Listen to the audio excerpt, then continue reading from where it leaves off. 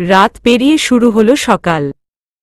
সেই সাথে শুরু হলো বাড়ি ভর্তি সমগ্র মানুষের ব্যস্ততা। আন্টি সকাল থেকে রান্নাঘরে রান্না করছেন আর একটু পরপর একটা করে আইটেম বানিয়ে আঙ্কেল বা রায়হান ভাইয়াকে খাইয়ে টেস্ট করে নিচ্ছেন যে কেমন হয়েছে। আমিও টুকটাক সাহায্য করছিলাম আন্টিকে। আর দাদি বরাবরের মতোই বসে বসে তদারকি করছিলেন সবকিছুর। সবাই মিলে ঘর গুছিয়ে সবকিছু রেডি করে নিজেরা গোসল করে ফ্রেশ হতে চলে গেলাম। এখন আর তেমন কাজ বাকি নেই, শুধু রাইসার শ্বশুরবাড়ির লোকজনদের আসার অপেক্ষা। দুপুর হতেই আমাদের বাসায় পৌঁছে গেলেন প্রান্ত ভাইয়ার পরিবার। গেট খুলে সবাইকে হাসিমুখে বরণ করলেন আঙ্কেল আন্টি। ছোট বড় সবাই মিলে কিছুক্ষণ আড্ডা হল। তারপর খাবার খেতে বসলেন সবাই। খাওয়া শেষে রেস্ট নিয়ে আরও কিছুক্ষণ গল্পগুজব করে গলা ঝেড়ে সকলের দৃষ্টি আকর্ষণ করলেন পূর্ণ ভাইয়ার বাবা। হাসিখুশি পরিবেশ হঠাৎ করেই গম্ভীর হয়ে গেল। সবাই মনোযোগ দিয়ে তাকিয়ে থাকলেন উনার দিকে। দেখুন বেআইন, এখন যে কথাটা বলতে যাচ্ছি এটা একটু গুরুত্বপূর্ণ। গুরুত্বপূর্ণ শুনে সবাই একটু নড়েচড়ে বসল। আমিও কান পেতে রইলাম আঙ্কেল কি বলেন শোনার জন্য। জানার আগ্রহ তো আমার কাল থেকেই হচ্ছিল। শুনলাম আঙ্কেল বলছেন, আপনাদের সাথে তো এখন আমাদের পারিবারিক সম্পর্ক। এখানে তো লুকোনোর কিছু নেই তাই না? জি ভাই। কি হয়েছে বলেন। আপনাদের সম্পর্কে সব জেনে শুনেই আমরা বিয়ের ব্যাপারে অগ্রসর হয়েছি। আপনারা ফ্যামিলি ভালো, কালচার আমাদের সাথে মিলে। তবে আপনাদের একটা বিষয়ে আমরা এখনো স্পষ্টভাবে কিছু জানি না। আঙ্কেলের কথায় ভ্রু কুঁচকে গেল সবার। কি এমন কথা তাদের বলা হয়নি? রাইসার বাবা একটু অবাক হয়েই জিজ্ঞেস করলেন, বলছেন কি ভাই?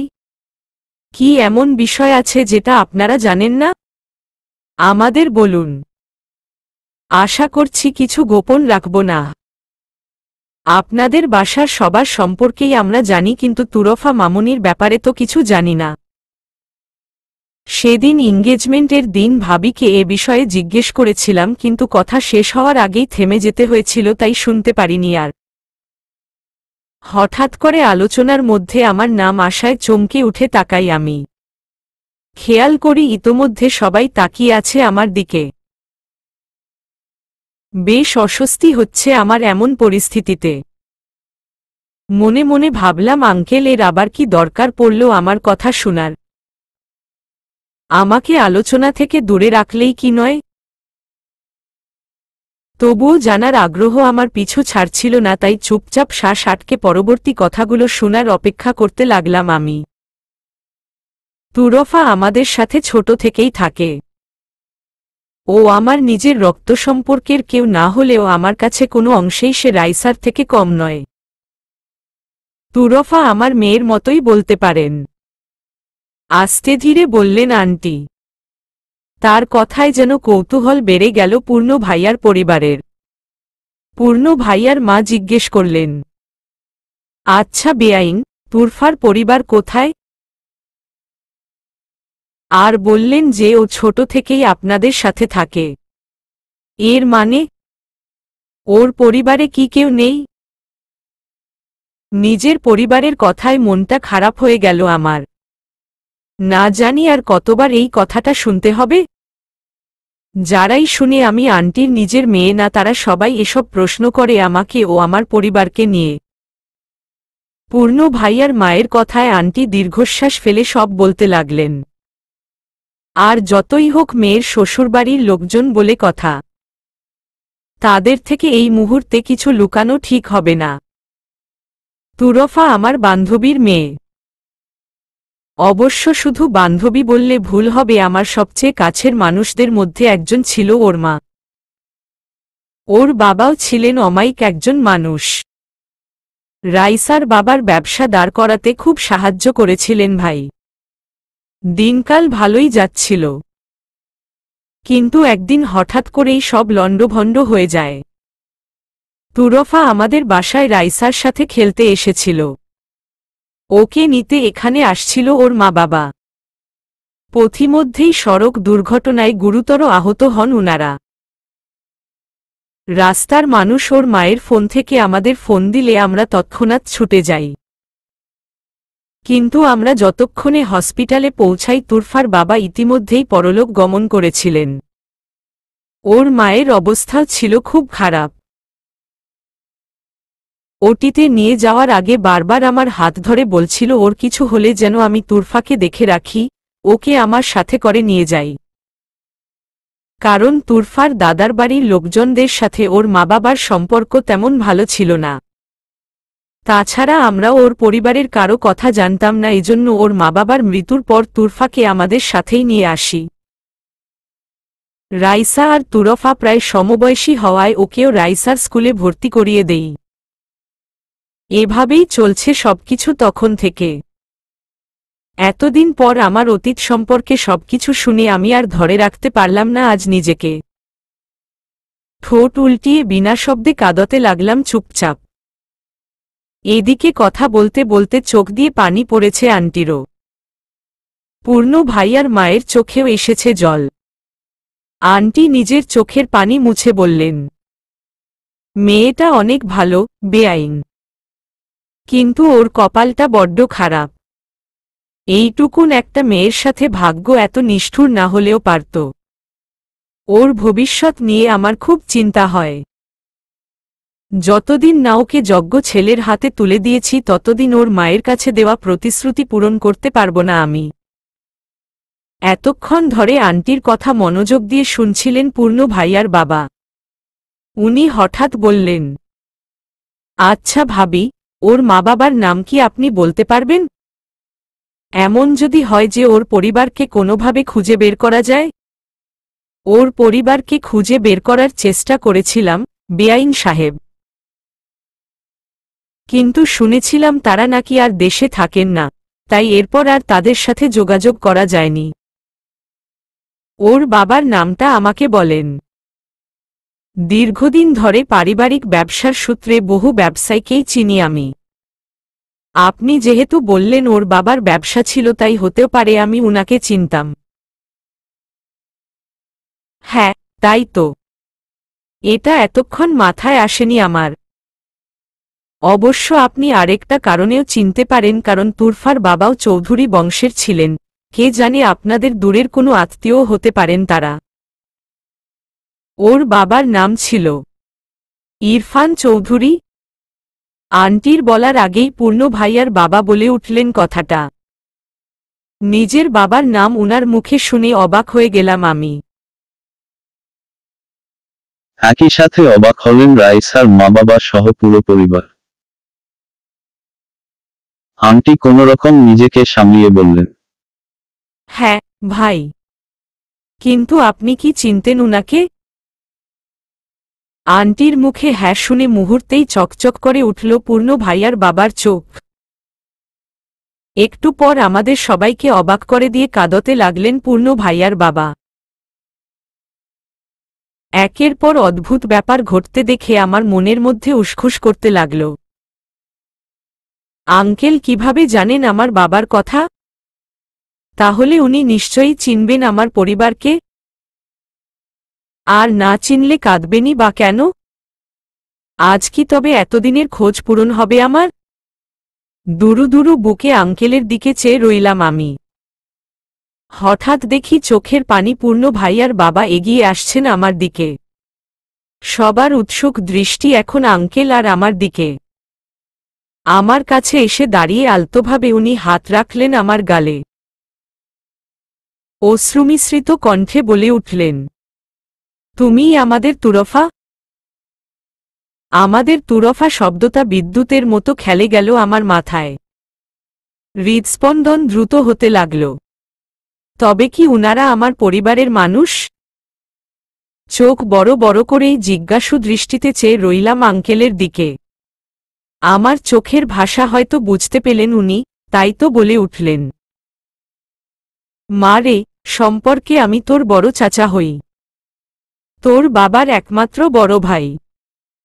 তোর বরাব্বু। পূর্ণ ভাইয়ার বাবার কথা শুনে যেন বাজ পড়ল রুমের মধ্যে। হতভম্ব হয়ে তাকিয়ে আছেন সবাই, যেন কেউই ভাবেননি তিনি এমন কথা বলবেন। আঙ্কেলের কথা কানে আসতেই মুহূর্তেই চোখ ঝাপসা হয়ে গেল আমার। টলমলে পানিগুলো টাল সামলাতে না পেরে বেয়েই পড়ল দুচোখ গড়িয়ে। কিছু বলার জন্য মুখ খুললেও কথাগুলো যেন দলা পাকিয়ে রয়েছে ভেতরে। এ অনুভূতি ভাষায় ব্যক্ত করার মতো নয়। কোনোরকম অস্পষ্ট গলায় বললাম, আপনারা আমার পরিবার? বোরাব্বু হালকা হেসে মাথা নাড়লেন। এতক্ষণ ধরে বুকের ভেতর চেপে রাখা শ্বাস ছাড়লাম আমি। সত্যকে অনুধাবন করে অনুভূতি প্রখর হয়ে উঠল আমার। এদিকে আমার চোখ দিয়ে বইছে হাজার প্রশ্নের জোয়ার। কোথায় ছিলেন উনারা এতদিন? কেন নিতে আসেননি আমায়? আর অপরদিকে বোরাব্বু মাথায় হাত বুলিয়ে আদর করে দিচ্ছেন আমায়, যেন এত বছর পর মন ভরে দেখছেন। প্রায় সাথে সাথেই পূর্ণ ভাইয়ার মা অর্থাৎ বড়মা এলেন আমার কাছে। দুই গালে হাত রেখে কপালে চুমু খেলেন আমার। এতক্ষণে হুহু করে কান্না শুরু করে দিয়েছি আমি। নিজের আবেগকে কোনোভাবেই আর কন্ট্রোলে রাখতে পারছি না আজ। এতদিনের পরিবারের প্রতি জমানো সব মানবিমান, আক্ষেপ, ভালোবাসা সব যেন তাদের ফিরে পেয়ে একসাথে ভিড় জমিয়েছে আমার কাছে। বড়মাকে জড়িয়ে ধরেই কাঁদতে কাঁদতেই মাথা ঘুরে উঠল আমার। হঠাৎ করেই এত আবেগের ধাক্কা সইতে পারল না আমার ছোট্ট মন। আর কোনো কিছু বুঝে ওঠার আগেই জ্ঞান হারালাম আমি। বৃষ্টির পানি চোখের উপর পড়তেই অবচেতন মন চেতনা ফিরে পেল আমার। কিন্তু এই অসময়ে বৃষ্টি কেন হচ্ছে বুঝলাম না। আর আমিও বা ভিজছি কিভাবে ঘরের ভেতর? বন্ধ চোখেই চিন্তাভাবনা করতে করতে আস্তে করে চোখ মেলে তাকালাম আমি। শুরুতে প্রখর আলোর ঝলকানি সহ্য করতে না পেরে কিছুক্ষণ চোখ বন্ধ করেই থাকলাম। এতক্ষণে বৃষ্টি পড়াও বন্ধ হয়ে গেছে। পুনরায় চোখ খুলে আস্তে ধীরে চারপাশে তাকালাম। আন্টি আমার পাশে বিছানায় বসে আছেন, আমাকে ঘিরে দাঁড়িয়ে আছেন বাকি সবাই। রাইসা পাশে পানির গ্লাস হাতে দাঁড়িয়ে আছে, ওর হাত ভেজা। বুঝলাম তখন ওটা বৃষ্টি ছিল না। তাহলে রাইসাই আমার উপর পানি ছিটিয়েছে। নিজের বোকামিতে নিজেরই হাসি পেল আমার। এতক্ষণ চারপাশে কি হচ্ছে মাথায় না আসলেও একটু পর প্রায় সাথে সাথেই মনে পড়ল আজকে কি ঘটেছে। এখন যে প্রান্ত ভাইয়ার মা আমার পাশে বসে আছেন উনি আমার বড়মা, পাশে উদ্বিগ্ন মুখে যে প্রান্ত ভাইয়ার বাবা দাঁড়িয়ে আছেন উনি আমার বোরাব্বু। প্রান্ত ভাইয়া শুধুই আমার দুলাভাই নন, উনি এখন আমার চাচাতো ভাইও বটে। আর পূর্ণ ভাইয়া, উনার কথা মনে হতেই আমার চোখ দুটো আনমনে খুঁজতে লাগল উনাকে। একটু আশেপাশে তাকাতেই দরজার কাছে দাঁড়িয়ে থাকতে দেখলাম তাকে। সবাই এখানে আমার পাশেই আছেন, তবে উনি কেন এত দূরে? নিজের মনে নিজেই ভাবলাম আমি, তবে উত্তর পেলাম না কোন। তুরফা, তুই কি ঠিক আছিস মা? বড়মার গলা শুনে তার দিকে তাকালাম আমি। আস্তে করে উঠে বসলাম নিজে থেকেই। তারপর শান্ত গলায় বললাম, আমি ঠিক আছি বড়মা, কিন্তু আমার মন ঠিক নেই। মনের মধ্যে ঘুরপাক খাচ্ছে হাজারো প্রশ্ন, সেগুলোর উত্তর না পাওয়া পর্যন্ত আমি ঠিক হতে পারব না। বল মা, কি প্রশ্ন তোর? আমরা সব প্রশ্নের উত্তর দিব। তুই চিন্তা করিস না। তোমরা প্রথমে আমাকে এটা বলো যে এতদিন তোমরা কোথায় ছিলে? আর আমাকে নিতেই বা আসনি কেন? তোমাদের জন্য আমি কতদিন অপেক্ষা করেছি তোমরা জানো? অশ্রুসিক্ত চোখে এক বুক অভিমান নিয়ে প্রশ্ন ছুড়লাম তাদের দিকে। আজকে তাদের পেয়ে যতটা না খুশি লাগছে তার চেয়েও বেশি কষ্ট লাগছে এটা ভেবে যে তারা আমার এত কাছে ছিল তবুও আমি আগে তাদের পেলাম না কেন এটা ভেবে। বোরাব্বু বোধহয় আমার অভিমান বুঝতে পেলেন, তাই আমার কাছে এগিয়ে এসে মাথায় হাত বুলিয়ে বললেন, আমরা জানি এতদিন তুই পরিবার থেকেও পরিবার ছাড়া অনেক কষ্টে বড় হয়েছিস, কিন্তু বিশ্বাস কর, আমরাও তোকে ভুলে যাইনি। তোকে আমরা কতভাবে খুঁজেছি এটা যদি তোকে বুঝাতে পারতাম রে মা। কিন্তু হয়তো আমাদের ভাগ্যে এতদিন পর দেখা হওয়াই লেখা ছিল, এজন্যই আজ তোর সাথে আমাদের পরিচয় হলো। তা না হয় বুঝলাম, কিন্তু আন্টি যে বলল তোমরা বিদেশ গিয়েছিলে, কবে এসেছো তোমরা দেশে? আমরা ওই বছরই দেশে ফিরে এসেছি মা। তুই তো জানিস তোর বাবার সাথে আমাদের পরিবারের সম্পর্ক কেমন ছিল, কিন্তু এটা তো জানিস না যে সম্পর্ক খারাপ কি জন্য ছিল। বোরাব্বুর প্রশ্নে নাবোধকভাবে মাথা নাড়লাম আমি আসলেও জানি না কি জন্য বাবার সাথে বাকি পরিবারের বিরোধ ছিল। আমার থেকে জবাব পেয়ে বোরাব্বু আবার বলতে শুরু করলেন, তাহলে শোন, তোর বাবা ছিল অনেক দেশপ্রেমিক মানুষ। তোর বাবা ছাড়া আমাদের বাকি পরিবারের সবার ইচ্ছা ছিল দেশে নিজেদের পারিবারিক জমিজমা বিক্রি করে দিয়ে বিদেশে সেটেল হতে। এজন্য আমরা আমাদের দেশের বাড়িতে সব জমিজমা বিক্রির উদ্দেশ্যে আলাদা থাকতাম, আর তোরা তোর বাবার সাথে এখানে থাকতি। যে বছর তোর বাবা মারা যায় ওই বছর আমরা তোর দাদি মানে আমাদের মাকে নিয়েই বিদেশ পাড়ি দেই। মা যেতে চাইছিল না, তারও তোর বাবার মতো দেশেই থাকার ইচ্ছা ছিল, কিন্তু আমরা তার চিকিৎসার কথা বলে তাকেও বিদেশ নিয়ে যাই, কিন্তু উদ্দেশ্য ছিল সেখানে সেটেল হওয়ার। মা ছাড়া সবাইকে সেটাই বলে গিয়েছিলাম আমরা। এজন্যই হয়তো যখন বেআইনরা আমাদের খোঁজ নিয়েছিলেন তখন শুনেছিলেন আমরা বিদেশ গিয়েছি। তবে বিশ্বাস কর মা, নিজের ভাইকে ছেড়ে পুরো পরিবার বিদেশ এসেও কোনো শান্তি পাচ্ছিলাম না আমরা, বারবার মনে কু ডাকছিল। এক অজানা অপরাধবোধ হচ্ছিল মনের ভেতর। তাই পাসপোর্ট ভিসা ঠিক করে আমরা আবার দেশে ফেরার প্রস্তুতি নিচ্ছিলাম। এটুক বলেই বোরাব্বু আবেগপ্রবণ হয়ে গেলেন। তারপর নিজেকে সামলিয়ে আবার বলতে লাগলেন, কিন্তু আমাদের দুর্ভাগ্য যে যেদিন তোর বাবা মার অ্যাক্সিডেন্ট হয় তার 3 দিন পরে আমরা জানতে পারি।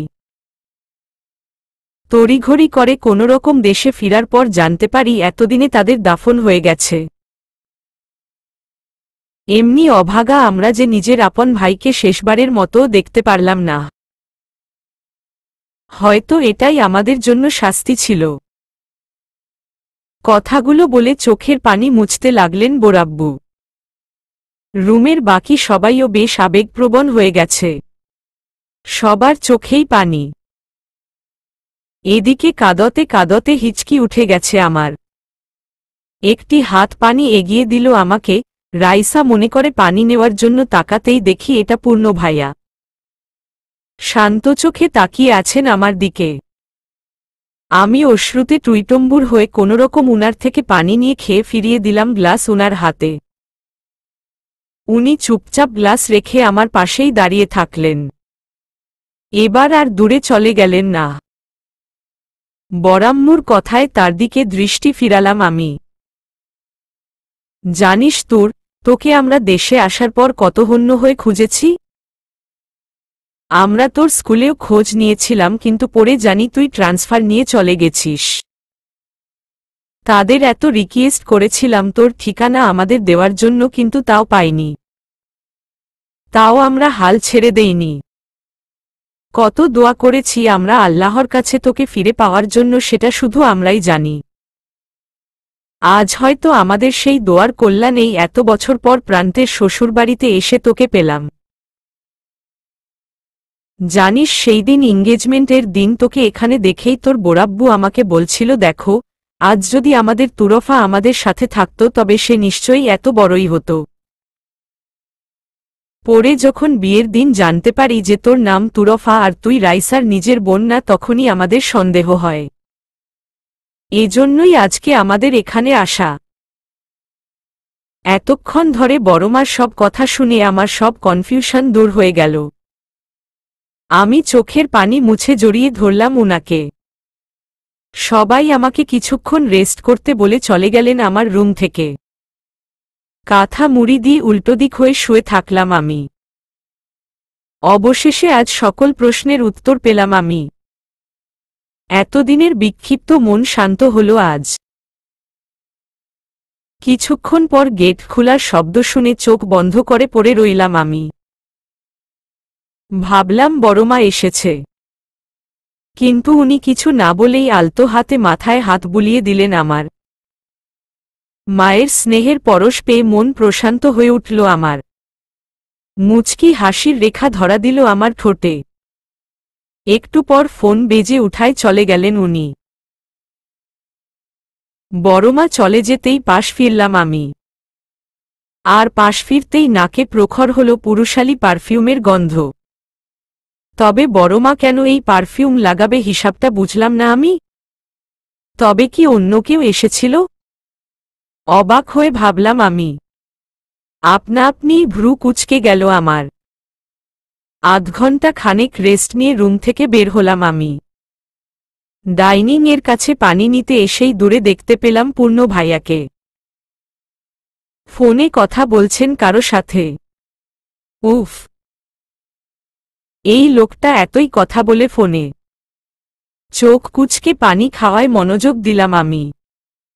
পানি খেয়ে চলে যাচ্ছিলাম এমন সময় পূর্ণ ভাইয়ার আওয়াজে পা থমকে গেল আমার। তুরফা! এই প্রথম উনার মুখে নিজের নাম শুনে এক মুহূর্তের জন্য চমকে গেলাম আমি। মনের মধ্যে এক অদ্ভুত শিহরণ জাগল। এতদিন ধরেই উনার সাথে কথা হয়েছে, তবু একবারও উনি আমার নাম ধরে ডাকেননি। আজকে এভাবে ডাকবেন আমি আশাও করিনি। আস্তে করে পিছন ফিরে উনার দিকে তাকালাম আমি। জি বলেন, এখন কেমন লাগছে? দূরে দাঁড়িয়েই ধীর গলায় নরম সুরে বললেন উনি। উনার গলায় এমন নরম সুর শুনে আমি ভ্যাবাচেকা খেয়ে গেলাম। কোনো মতে বললাম, কার কেমন লাগবে? অবাক হয়ে বললাম আমি। কিছুই বুঝলাম না উনি কি বলছেন। তবে আমার প্রশ্নটা তার বোধহয় পছন্দ হল না, কারণ দেখলাম উনি চোখ পাকিয়ে মুখ পুনরায় গম্ভীর করে নিলেন। অতঃপর একটা দীর্ঘশ্বাস ফেলে বললেন, একটু আগে নিজেই অজ্ঞান হয়ে সবাইকে টেনশনে ফেলে দিয়েছিল, এখন আবার জিজ্ঞেস করছে কার কেমন লাগছে। স্টুপিড কি এমনি বলি? কথাগুলো বলেই হনহন করে ড্রয়িং রুমে চলে গেলেন উনি। তার কথা শুনে লজ্জা পেলাম আমি। উনি তাহলে আমার খোঁজ নিচ্ছিলেন যে আমি কেমন আছি? এতটা সদয় উনি কবে থেকে হলেন আমার প্রতি? ভ্রু কুঁচকে ভাবতে লাগলাম আমি। ভাবতে ভাবতেই নাকে আবার লাগলো পারফিউমের গন্ধ। সেই পারফিউমের গন্ধ আবার কই থেকে আসছে এখানে? পূর্ণ ভাইয়ার থেকে আসছিল কি? তবে কি তখন আমার রুমে পূর্ণ ভাইয়া ছিলেন? ভাবতেই গাল লাল হয়ে গেল আমার। ছি ছি, কি সব ভাবছি। উনি কোনো দুঃখে যাবেন আমার রুমে? হতে পারে অন্য কোথাও থেকে স্মেলটা আসছে। নিজের মনকে বুঝালাম আমি। তবে স্টুপিড বলায় আবারও তার উপর রাগ উঠল আমার। তাই দূর থেকেই মুখ ভেঙচি দিলাম উনাকে। তারপর হেঁটে হেঁটে ড্রয়িং রুমে চলে গেলাম। উদ্দেশ্য আমার ভবিষ্যৎ নিয়ে সবার সাথে কথা বলা। ড্রয়িং রুমে এখন হাসিখুশি পরিবেশ। ডাবল আত্মীয়তার খাতিরে বোরাব্বুদের এক্সট্রা খাতির যত্ন করছেন আন্টি। সবার হাসিমুখ দেখে আনমনেই হাসির রেখা ধরা দিল আমার ঠোঁটে। দাদির দিকে তাকিয়ে দেখলাম শুধু উনার মুখ গোমরা। তার মুখ দেখে মনে হচ্ছে যেন খুব ডিপ্রেশনে চলে গেছেন উনি। হয়তো সারা জীবন আমাকে আশ্রিতা হিসেবে খোঁটা দিতে দিতে যখন জানতে পারলেন আমি তাদের চেয়ে সম্ভ্রান্ত ঘরের মেয়ে, বিষয়টা পছন্দ হল না তার। কিছু মানুষের মানসিকতা কখনোই পরিবর্তন হবার নয়। মানুষের খুশিতে এরা কখনোই খুশি হতে পারে না। দাদিও ঠিক তেমনই একজন। দীর্ঘশ্বাস ফেলে ভাবলাম আমি। তুরফা মা, তাড়াতাড়ি ব্যাগ গুছানো শুরু করে দে। ও বাসায় শিফট হতে হবে যে। বোরাব্বুর কথায় উনার দিকে তাকালাম আমি। তার মানে তারা চাচ্ছেন আমি তাদের বাসায় চলে যাই। কিন্তু আমি যে অন্য প্ল্যানে ছিলাম। কোচিংয়ের বাহানায় বাসা ছেড়ে চলে যাব, তারপর স্বাধীনভাবে চলাফেরা করব। আমার সেই ইচ্ছার কি হবে? তাই ভ্রু কুঁচকে উনাকে বললাম, কিন্তু বোরাব্বু, আমি তো আসলে কোচিংয়ের জন্য অন্য জায়গায় যাওয়ার প্ল্যানে ছিলাম। খুব শীঘ্রই এইচএসসির রেজাল্ট দিবে। এরপর ভর্তি পরীক্ষার জন্য কোচিং করতে হবে। আমি এমনিতেও এ বাসা ছেড়ে চলে যাব। সব মিলিয়ে আমি ভীষণ ব্যস্ত থাকব, তাই আপাতত তোমাদের ওখানে শিফট হয়ে তোমাদের কষ্ট দিতে চাচ্ছি না। নিচু গলায় বললাম আমি। আমার কথায় চমকে উঠলেন বোরাব্বুর সাথে আন্টিও। যেন ওনারা এরকম কিছু শুনবেন আশা করেননি। অবাক গলায় আন্টি বললেন, তুই এই বাসা ছেড়ে যাবি, এটা তো আমাকে বলিসনি। কবে এই ডিসিশন নিয়েছিস? একবারও আমাকে জানানোর প্রয়োজন মনে করলি না? আসলে আন্টি 2 দিন হলো ভেবেছি, তাই এখনো তোমাকে বলার সুযোগ হয়ে ওঠেনি। আস্তে ধীরে বললাম আমি। জানি উনার শুনে খারাপ লেগেছে, কিন্তু আমার হাতেও কিছু করার নেই। এখন নিজে স্বাধীনভাবে ভালোভাবে বেঁচে থাকাই আমার জীবনের একমাত্র ইচ্ছা।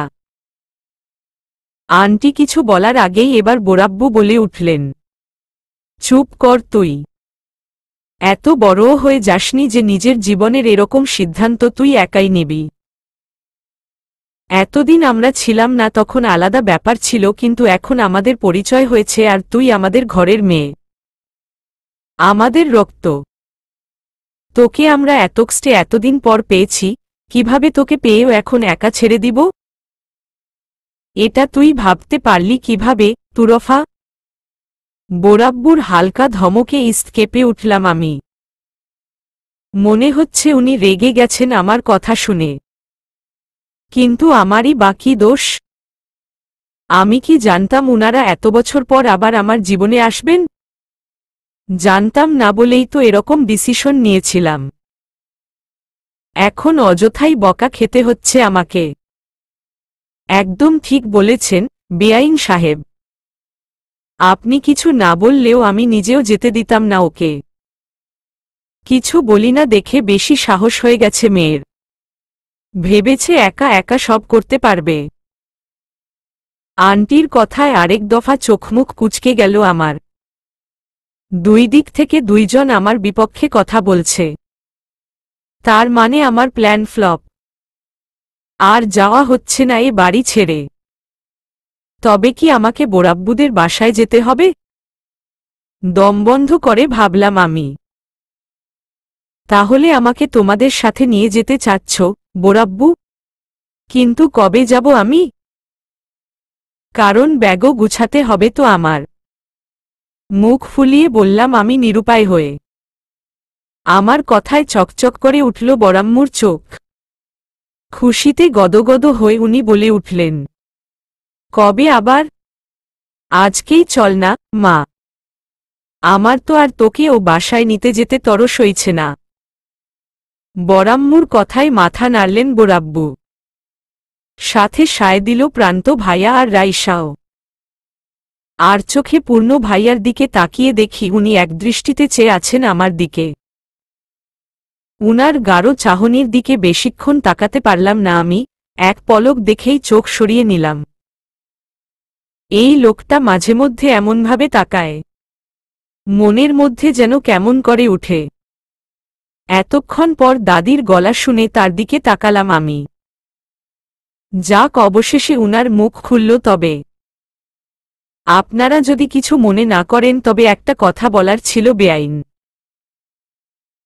দাদির কথায় ভ্রু কুঁচকে গেল আমার। সাথে একটু নড়েচড়ে বসল সবাই। উনার আবার কি বলার থাকতে পারে এখানে এমন সময়? কৌতূহলী হয়ে বোরাব্বু জিজ্ঞেস করলেন, বলেন খালাম্মা, কি বলার ছিল আপনার? এতদিন ধরে আমরা তুরফার পরিবার খুঁজছিলাম। আজ আপনাদের পেয়ে অনেক খুশি হয়েছি সবাই। দাদির কথায় বিষম খেলাম আমি। আমার পরিবার পাওয়ায় উনি খুশি হয়েছেন? এমন মিথ্যা কথা তিনি বলতে পারলেন? এটাই শোনা বাকি ছিল জীবনে। আমি পানি খেতেই পুনরায় বলা শুরু করলেন দাদি। তো যা বলছিলাম, সেই দিন রায়হান আর তুরফার ওই ঘটনার পর থেকেই আমি একটা বিষয় নিয়ে ভাবছিলাম। কিন্তু তুরফার পরিবার না থাকায় কথা এগোতে পারছিলাম না। আজকে আপনাদের পেয়ে ভালোই হলো, কথা বলার সুযোগ পেলাম। দাদির কথায় আমার মনে অজানা ভয় ঢুকে গেল। উনার মুখ দিয়ে আমার জন্য ভালো কথা বের হবে না। নিশ্চয়ই অন্য কিছু ভাবছেন উনি, কিন্তু এমনকি সেটা জানার জন্য অস্থিরতা ছেয়ে গেল আমার অন্তরে।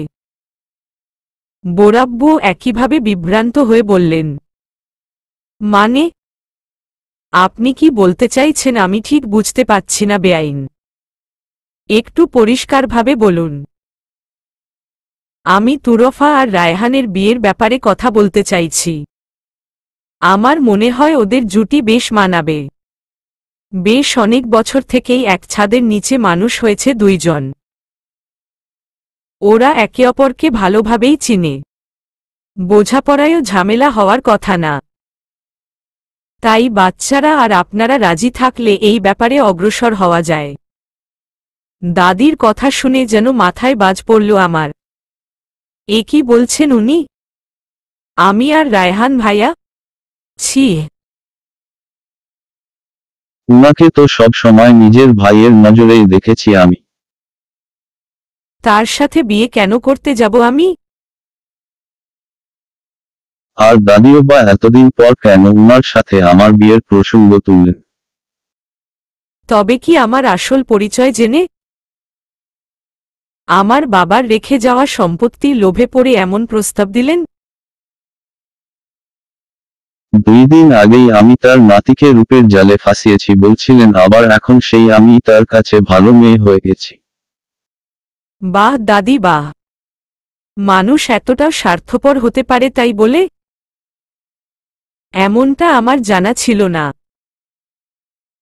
তবে দাদির কথা শুনে আমার কপালে জমল বিন্দু বিন্দু ঘাম। রায়হান ভাইয়ার দিকে তাকিয়ে দেখি উনিও অবাক হয়ে আছেন, তবে তাকে নেহাত দুঃখী বলে মনে হচ্ছে না আমার মতো। উনি আবার কোনোভাবে হ্যাটা বলে দেবেন না তো? তাহলেই তো শেষ।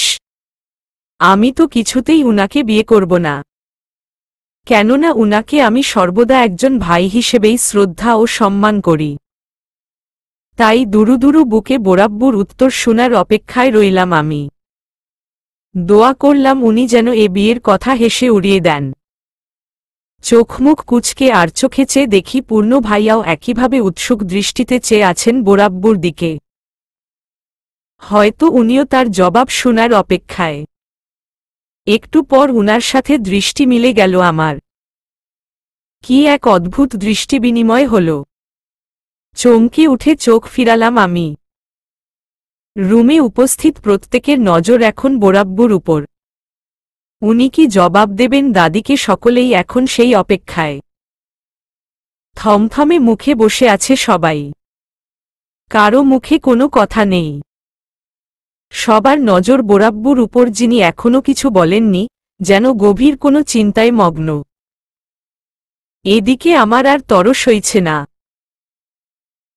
মন চাইছে এখনই নিজে থেকেই বোরাব্বুর পক্ষে কথা বলি আর মানা করে দেই রায়হান ভাইয়ার সাথে আমার বিয়ের জন্য। আমার চিন্তাভাবনার মধ্যে শোনা গেল বোরাব্বু অবশেষে মুখ খুললেন। অধীর আগ্রহে উনার দিকে চাইলাম আমি। দেখেন খালাম্মা, আমার মনে হয় তুরফার বিয়ের ব্যাপারে সিদ্ধান্ত নেওয়ার কাজটা ওর উপরই ছেড়ে দেওয়া উচিত। আমি শুধু নিজেদের মতামতটুকু রাখতে পারব। কিন্তু বাকি জীবনটা তো ওদেরই একসাথে কাটাতে হবে, তাই নিজেদের ডিসিশন জানানোর আগে আমার মনে হয় তুরফা আর রায়হানের থেকে ওদের মতামত নেওয়া উচিত। তুরফা মা, তোর কি মনে হয়? বিনা দ্বিধায় আমাদের সামনে তোর মতামত রাখতে পারিস। তুই যা বলবি তাইই হবে। তোর কথার উপর দিয়ে কাউকে কথা বলতে দিব না আমি। কথাটা দাদির দিকে তাকিয়ে বললেন বোরাব্বু। অর্থাৎ যেন বুঝালেন তাকে যে এখন তুরফার পরিবার আছে, এখন ওর উপর কোনো সিদ্ধান্ত চাপিয়ে দেওয়া যাবে না। বোরাব্বুর কথা শুনে খুব স্বস্তি পেলাম আমি। যাক, একদম কাজের কথা বলেছেন উনি। এখনই সময় সুযোগকে কাজে লাগানোর। দেরি করলে রায়হান ভাইয়ার থেকে আগে মতামত নেওয়া হতে পারে, আর উনি বাই চান্স হ্যাঁ বলে দিলে খুবই বিচ্ছিরি হবে ব্যাপারটা। তাই তড়িঘড়ি করে আমি বললাম, আসলে বোরাব্বু, সত্যি বলতে আমি বিয়ের ব্যাপারে এখনো কিছু ভাবিনি। আমার মাথায় এখন শুধু ভর্তি পরীক্ষাই আছে। তাই ভার্সিটিতে ভর্তি হওয়ার চিন্তার বাইরে বিয়েটির চিন্তাভাবনা মাথায় আসেনি কখনো। ঠান্ডা মাথায় সমস্ত দোষ আমার পড়ালেখার উপর চাপিয়ে দিয়ে বিয়ের ব্যাপারটাকে ধামাচাপা দিলাম আমি। কারণ সরাসরি রায়হান ভাইয়াকে রিজেক্ট করছি বিষয়টা ভালো দেখাবে না, উনি হয়তো কষ্ট পাবেন। আর আমারও প্রকাশ্যে তাকে রিজেক্ট করতে বাজে লাগবে, এজন্য পড়ালেখার উপর দিয়েই চালিয়ে দিলাম সবকিছু। ভেবেছিলাম এখন হয়তো সবাই বুঝবে আমি বিয়ের জন্য রাজি না, এ ব্যাপারে আর কেউ অগ্রসর হবে না, কিন্তু দাদি যেন অন্য মুডে আছেন। আমার ধারণা ভেঙে দিয়ে উনি বললেন, আচ্ছা, সমস্যা নেই তুরফা, তোমার যখন মনে হবে বিয়ের জন্য তুমি প্রস্তুত তখনই আমরা এ ব্যাপারে কথা বলবো। তাড়াহুড়োর কিছু নেই। কারণ রায়হানের জন্য তুরফাকে আমার সবসময়ই পছন্দ ছিল। শুধু ফ্যামিলির অনুপস্থিতিতে কথাটা তুলতে পারিনি এতদিন। দাদির কথা শুনে রাগে আমার মেজাজ গরম হয়ে গেল। আচ্ছা, খারাপ মহিলা তো পিছুই ছাড়ছেন না আমার। নেহাত বড় মানুষ আমার চেয়ে, আর এতগুলো মানুষ সামনে বসে আছে, নয়তো এতক্ষণ আচ্ছামত কথা শোনাতাম উনাকে। তুই থেকে এখন আমি তুমি হয়ে গেছি তার কাছে। আবার কি যেন বললেন উনি? রায়হান ভাইয়ার জন্য আমি সবসময় তার পছন্দের তালিকায় ছিলাম। মিথ্যা কথা বলারও একটা লিমিট থাকে, যেটা দাদি এই বয়সে এসেও ক্রস করে ফেলেছেন। এখন যদি উনাকে আমি সরাসরি মানা না করি, উনি কোনো না কোনো উপায়ে এই বিষয়টা আবারও সামনে আনবেন। তখনই মনে পড়ল পূর্ণ ভাইয়ার কথা। উনি বলেছিলেন আমি যদি নিজের জন্য কথা না বলি তবে কেউ আমার জন্য কথা বলবে না। উনার কথার মর্ম আজ হাড়ে হাড়ে উপলব্ধি করতে পাচ্ছি আমি। তাই এক প্রকার বাধ্য হয়েই নিজের পক্ষে আমি বললাম, আমি রায়হান ভাইয়াকে বিয়ে করতে চাই না দাদি। উনাকে আমি ছোট থেকেই সবসময় ভাইয়ের নজরে দেখেছি। এরকম কিছু আমার মাথায়ও আসেনি কখনো। তাই আমি এই বিয়েতে অগ্রসর হতে চাই না। ধীর গলায় বলা আমার কথাগুলো শুনে রুমের মধ্যে পিনপতন নীরবতা সৃষ্টি হল। সবার দৃষ্টি এখন আমার দিকে।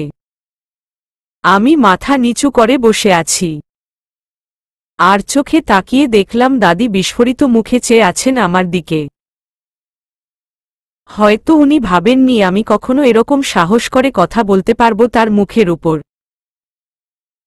কিন্তু আজকে আমি পেরেছি, কারণ আজ আমার পরিবার আমার পাশে আছে এবং একজনের বলা কথা আমাকে ভীষণভাবে অনুপ্রাণিত করেছে।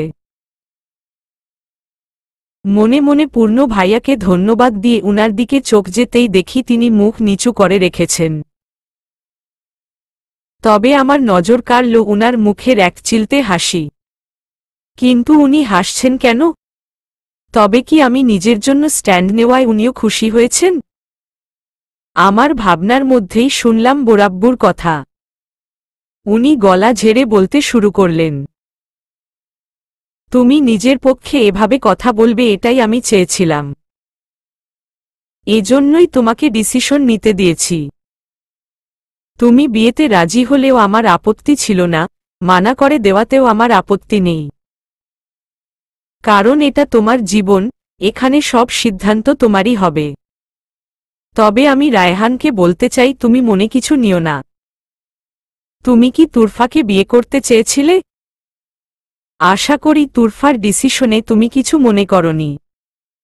রায়হান ভাইয়া ইতস্তত করে বললেন, আমার কোনো প্রবলেম নেই আঙ্কেল। আমিও আপনার মতো ডিসিশনটা তুরফার উপরেই ছেড়ে দিয়েছিলাম।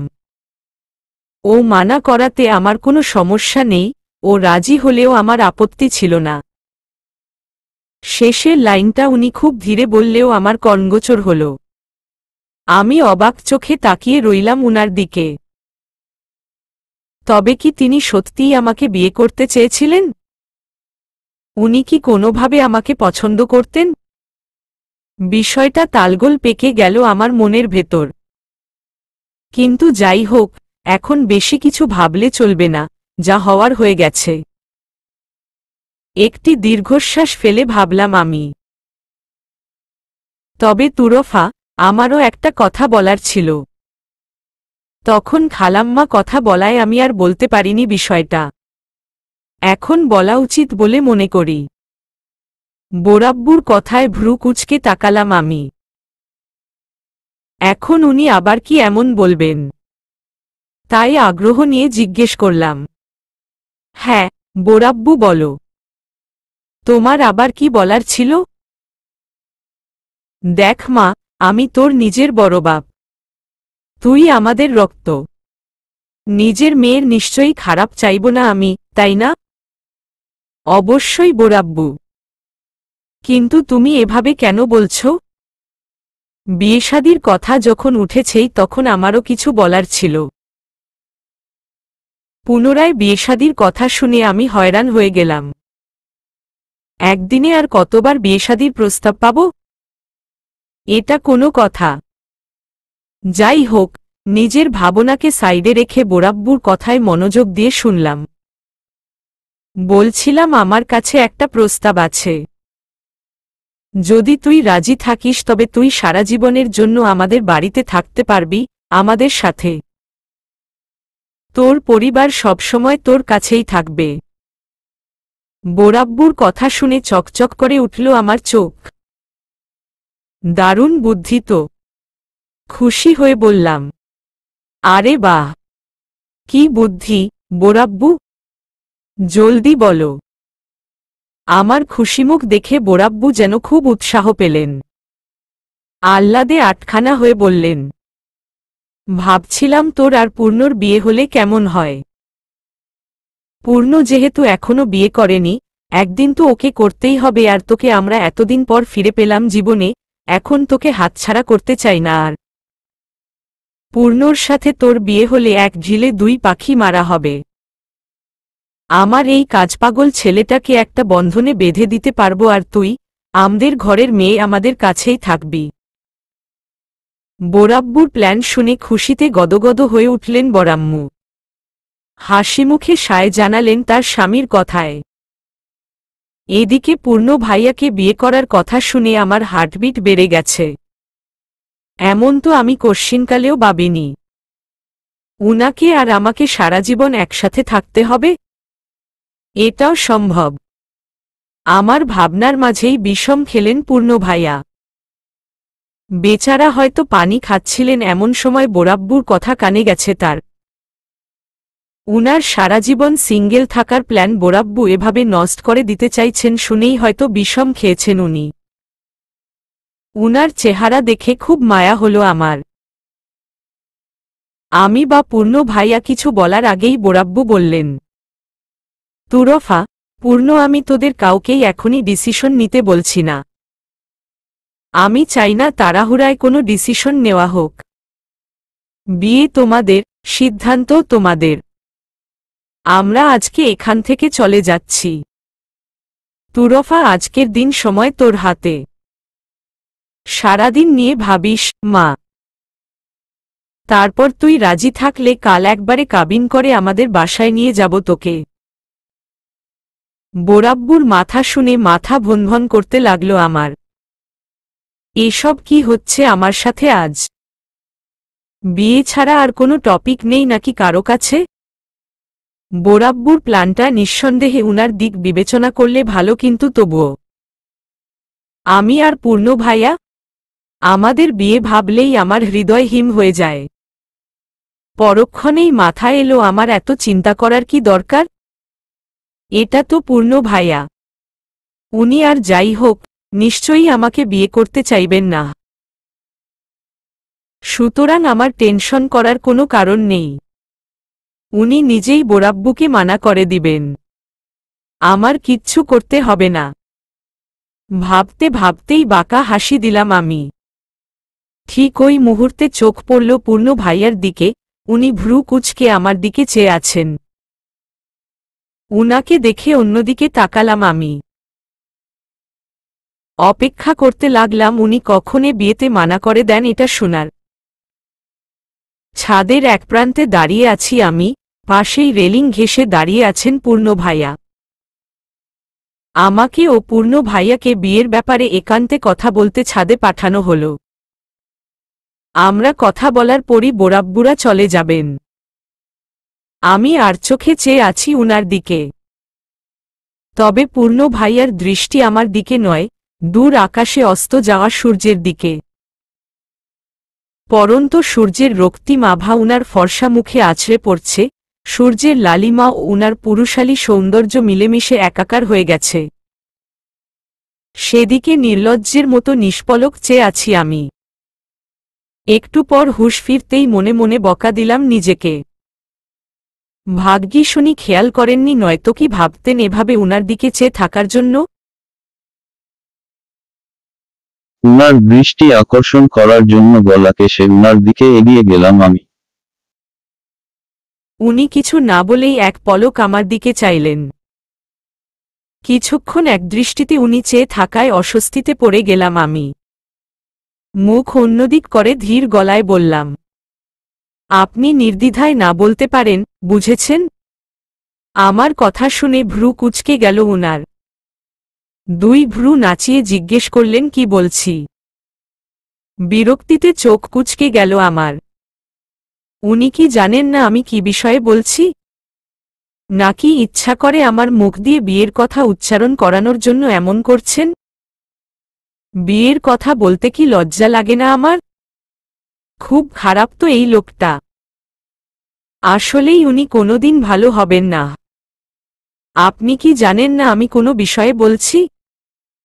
চোখ পাকিয়ে জিজ্ঞেস করলাম উনাকে। না তো, আমি জানি না। বলো আমাকে, কোনো বিষয়ে কথা বলছো তুমি? এবার মুখ খুললেন উনি। বাঁকা হেসে বললেন কথাটা। উনার হাসি দেখে আমার গা জ্বলে গেল। অনেক কিছু বলতে যেয়েও বহুকষ্টে নিজেকে থামিয়ে দাঁতে দাঁত চেপে উনাকে বললাম, দেখুন, আপনি নিজেও জানেন আমি কোনো বিষয়ে কথা বলছি। বোরাব্বু আমাদের দুইজনকে ভাবার জন্য সময় দিয়েছে, কিন্তু আমরা দুজনই জানি আমাদের উত্তর কি। তাই আপনি ইজিলি মানা করে দিতে পারবেন। কোনো ঝামেলাই আর হবে না। আমার কথা শুনে শান্ত দৃষ্টিতে তাকালেন আমার দিকে। এক কদম করে এগিয়ে আসতে লাগলেন আমার দিকে। উনার এগিয়ে আসায় ভরকে গেলাম আমি। তাল মিলিয়ে পিছাতে লাগলাম আমিও। অবশেষে রেলিংয়ের কাছে পৌঁছে যাওয়ায় থামতে হলো আমাকে। আমি ততক্ষণে ভ্রু কুঁচকে দেখছি উনাকে, উনি মনোযোগ দিয়ে দেখছেন আমাকে। তার মতিগতি বুঝার চেষ্টা করছি আমি। হঠাৎ একটু পর উনি আমার কাছে থেকে সরে গিয়ে চোখ টিপ মেরে ফিসফিস করে বললেন, দেখা হচ্ছে কাল। বলে আমাকে কিছু বলার সুযোগ না দিয়েই হেঁটে চলে গেলেন নিচে। উনার কথার মাথামুন্ডু বুঝলাম না আমি। কাল আমাদের দেখা হচ্ছে এটা তো আমি জানি। কাল কাবিন হোক বা না হোক, আমি তো বোরাব্বুর বাসায় এমনিতেও যাব, সুতরাং এভাবে চোখ টিপ মেরে কথাটা বলার কি আছে আমি বুঝলাম না। লোকটা আসলেই অদ্ভুত। অবচেতন মনে হঠাৎ প্রশ্ন এলো, উনি আবার বিয়েতে হ্যাঁ বলবেন না তো? অবশ্য পরক্ষণেই নিজের চিন্তাকে হেসে উড়িয়ে দিলাম আমি। চুপচাপ হেঁটে চলে গেলাম নিচে বোরাব্বুদের বিদায় দিতে। গোমরা মুখে বসে আছি মাটিতে। হাতের জামাকাপড় চারদিকে ছড়ানো ছিটানো। আন্টি একটু আগেই ফোনে কথা বলছিলেন বরাম্মুর সাথে। পূর্ণ ভাইয়া নাকি উনার জবাব দিয়েছেন। যেহেতু আমি শিওর ছিলাম উনি না বলবেন, তাই মনের সুখে ব্যাগ গোছাচ্ছিলাম বোরাব্বুর বাসায় যাওয়ার জন্য। কিন্তু আন্টির কাছ থেকে শুনলাম পূর্ণ ভাইয়া নাকি হ্যাঁ বলেছেন বিয়ের জন্য। এটা শুনেই আমার মাথা নষ্ট হয়ে গেছে। উনি কি জন্য রাজি হলেন আমায় বিয়ে করতে? আশ্চর্য তো। তখন লোকটাকে এতবার বললাম নির্দ্বিধায় না বলে দিতে, কিন্তু উনি শেষ মুহূর্তে এসে পল্টি মারলেন কেন? ভালোই পল্টিবাজ তো লোকটা। রাগে আমার গা রিরি করে উঠল। আন্টি এসে আস্তে করে আমার পাশে বসলেন। আমার থমথমে মুখ দেখে মাথায় হাত বুলিয়ে বললেন, তোর কি মন খারাপ? পূর্ণ বিয়েতে রাজি হয়েছে শুনে রাগ হচ্ছে তোর? কিছু না বলে ছলছলে চোখে তাকিয়ে রইলাম আন্টির দিকে। উনি তা দেখে একটি দীর্ঘশ্বাস ফেলে বললেন, দেখ মা, আমি জানি এই মুহূর্তে সিদ্ধান্ত নিতে তোর অনেক বেগ পেতে হচ্ছে। হবেই না বা কেন? বিয়ের ব্যাপার, হুট করে সিদ্ধান্ত নেওয়াও যায় না। তবে তোর অভিভাবক হিসেবে আমি তোকে উপদেশ অবশ্যই দিতে পারি। কিছু কথা বলতে চাই, শুনবি? আমি আস্তে করে মাথা নাড়লাম। কারণ বাবা মা যাওয়ার পর থেকে উনিই আমাকে মানুষ করেছেন। আমার জীবনের গুরুত্বপূর্ণ সব ক্ষেত্রে ডিসিশন নেওয়ার সময় উনার মতামত দেওয়ার অধিকার আছে। আমি তাকে এই অধিকার থেকে বঞ্চিত করতে পারি না। শুনলাম আন্টি বলছেন, আমি পূর্ণকে আগে থেকে চিনি না, তাই ওর সম্পর্কে নিশ্চিতভাবে কিছু বলতে পারবো না ঠিকই, কিন্তু এই কয়দিনের পরিচয়ে আমার এটাও অস্বীকার করার উপায় নেই যে ছেলেটা সত্যিই চমৎকার। বাহিরে থেকে ওকে গম্ভীর মনে হলেও ওর মনটা কত ভালো সেটা আমি সেদিনই টের পেয়েছি, যেদিন তোকে আর রায়হানকে নিয়ে গুজব রটে। আমরা তোর চেনা মানুষেরাই যেখানেই ভাবতে পাচ্ছিলাম না কিভাবে কি করব, সেখানে ও নিজ দায়িত্বে ওর বোনের সাথে প্ল্যান করে তোকে নির্দোষ প্রমাণ করে। অচেনা এক মেয়ের জন্য কয়জনই বা এরকম করবে বল? পূর্ণ সেদিনই আমার মনে ধরেছিল। এমন দায়িত্ববান আর ব্যক্তিত্বসম্পন্ন পুরুষের হাতে তোকে তুলে দিলে আমার আর কোনো চিন্তা থাকবে না। আমি নিশ্চিত থাকতে পারবো ও সারা জীবন তোর খেয়াল রাখবে। আন্টির কথা শুনে থমকে গিয়েছি আমি। হঠাৎ করেই মনের মধ্যে ঘুরতে থাকা ঝড় যেন কিছুটা শান্ত হয়েছে। আমাকে উনার দিকে চেয়ে থাকতে দেখে আন্টি পুনরায় বললেন, আর একটা কথা না বললেই নয়। রায়হানের সাথে যেহেতু তোর বিয়ের কথাটা উঠেছিল, তাই সেই বিষয়েও আমি বলবো। রায়হান আমার ছেলে হলেও আমি চাইনি ওর সাথে তোর বিয়ে হোক, কেননা এই বাসায় আমার শাশুড়ির হুকুম ছাড়া কিছু হয় না। এতদিন বহু কষ্টে তোকে উনার অত্যাচার থেকে আগলে রেখেছি আমি। এভাবে সারা জীবন রাখতে পারবো সেটার গ্যারান্টিও নেই। তাই আমি নিজেই চাই তুই এ বাড়ি ছেড়ে চলে যা, যেখানে তুই নিজের মতো করে বাঁচতে পারবি। নিজের সংসার, নিজের পৃথিবী হবে তোর। তোকে ছাড়া থাকতে কষ্ট হলেও তোর বাকি জীবনের খুশির জন্য হাসিমুখে আমি তোকে এ বাসা থেকে বিদায় জানাতে চাই। আমি চাই আমার এ মেয়েটা আজীবন খুশি থাকুক। ছলছলে চোখে বলা আন্টির কথাগুলো আমার ভেতরকে নাড়িয়ে দিয়েছে। আসলেই উনি খুব ভালোবাসেন আমায়, একদম নিজের মেয়ের মতোই। এজন্যই এত কিছু বললেন। আন্টির প্রতি কৃতজ্ঞতা ও ভালোবাসায় ছেয়ে গেল আমার মন। উনি আমাকে ভাবার আরেকটু সময় নিয়ে চলে গেলেন। ঠান্ডা মাথায় ভেবে আমি আন্টির কথা মেনে সিদ্ধান্ত নিলাম যে আমি পূর্ণ ভাইয়াকে বিয়ে করব। জীবন যখন নতুন ধাপে প্রবেশ করার হাতছানি দিচ্ছে আমায়, তখন আমার এক কদম আগে বাড়াতে দোষ কোথায়? আল্লাহর নাম নিয়ে আমিও হ্যাঁ বলে দিলাম বিয়েতে। এখন যা হবার তা দেখা যাবে ভবিষ্যতে। চোখের পলকে রাত পেরিয়ে দিন হয়ে গেল। বিয়ের চিন্তায় বলতে গেলে নির্ঘুম রাতি কাটিয়েছি আমি এক প্রকার। 8টা বাজতে ডাক দিলেন আন্টি আমাকে। সকাল সকাল গোসল করে ফ্রেশ হতে বললেন। এক প্রকার পুতুলের মতোই সবকিছু করলাম আমি। একেবারেই ঘরোয়া আয়োজনে কাবিন হবে বলে বেশি কেউ নেই বাসায়। রায়হান ভাইয়াও নাকি অফিসের কাজে ঢাকার বাইরে চলে গেছেন সকালবেলায়। অবশ্য উনি সত্যিই অফিসের কাজে গেছেন নাকি অন্য কারণে আমি ঠিক বুঝতে পারলাম না, কারণ উনার ছুটি আরও বাকি ছিল যতদূর জানতাম। যাই হোক, এখন এসব ভাবার সময় নেই। দীর্ঘশ্বাস ফেলে ভাবলাম আমি। কিছুক্ষণ পরই বোরাব্বুর বাসা থেকে বড়াম্মু এসেছেন আমার জন্য শাড়ি নিয়ে। আমার আম্মুর বিয়ের শাড়ি নাকি ছিল উনার কাছে, সেটা নিয়েই আসছেন আমার জন্য। মায়ের শাড়ি হাতে নিয়ে কিছুক্ষণ বুকের সাথে চেপে ধরে রাখলাম আমি, যেন আনমনেই মাকে অনুভব করার প্রচেষ্টা। বড়াম্মু আমাকে জড়িয়ে ধরে বললেন উনি খুব খুশি হয়েছেন আমার সিদ্ধান্তে, বাসার সবাইও নাকি খুব খুশি। উনার বড়ছেলের অবশেষে বিয়ে হবে এই আনন্দে উনি নাকি ঘুমাতে পারেননি গতকাল। আমি আলতো হাসলাম উনার কথা শুনে। আমাকে ভালো করে নতুন বউয়ের মতো রেডি হতে বলে চলে গেলেন বড়াম্মু। আন্টি নিজ হাতে সুন্দর করে শাড়ি পরিয়ে তার মনের মতো করে সাজালেন আমাকে। এরপর থুতনি ধরে চুমু খেয়ে মাশাল্লাহ বললেন।